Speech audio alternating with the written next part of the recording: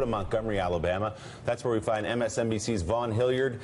Vaughn, Roy Moore has not conceded this race. He stepped to the podium last night and said this thing is not over yet. Oh, where does it go from here? Oh, my Lord.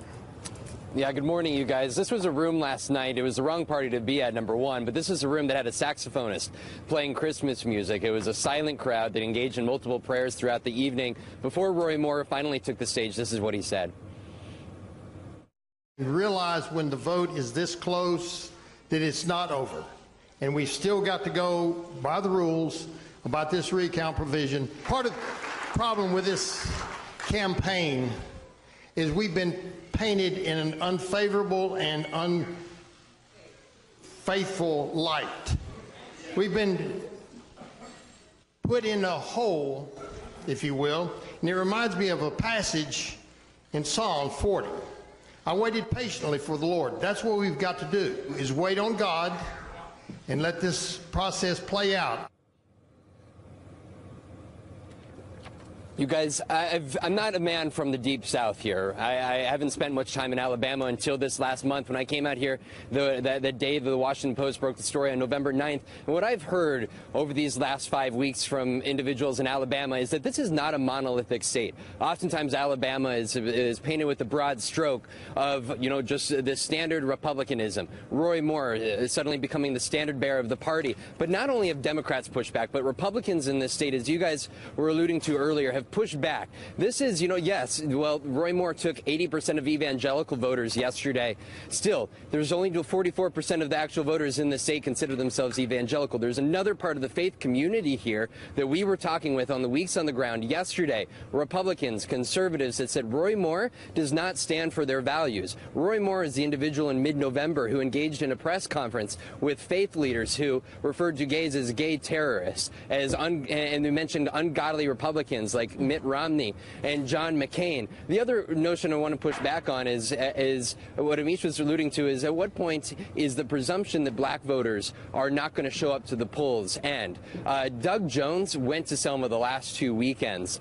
He made the pitch to these very black voters, and they came out in these numbers of 30%. This is a campaign at this point, Doug Jones, that went, and you were mentioning Tuscaloosa.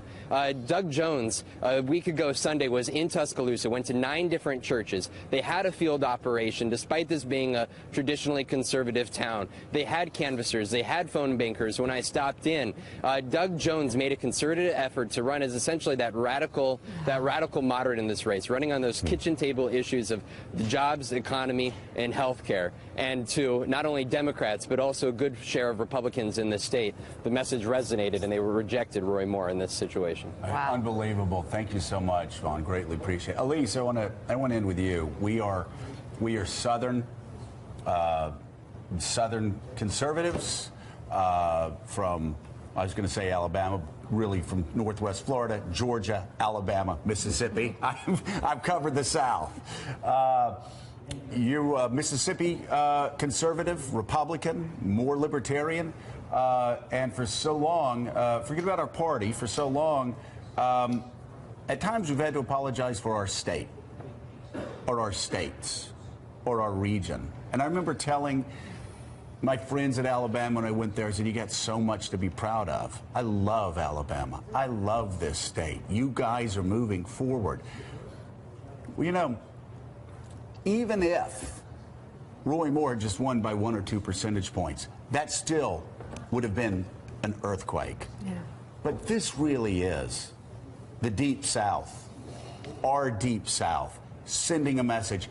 Even we can be pushed too far, Republicans in Washington. Even we can be pushed too far, Donald Trump. Even we will draw a bloody line in the sand and say, you know what? We're going to take this. We're not going to like it, but we're not going to be led around by you anymore like this. And does that not send a strong message to people like Lindsey Graham, who had a backbone a year and a half ago, but who is now advertising Donald Trump golf courses on his Twitter feed? And I'm dead serious. Doesn't this send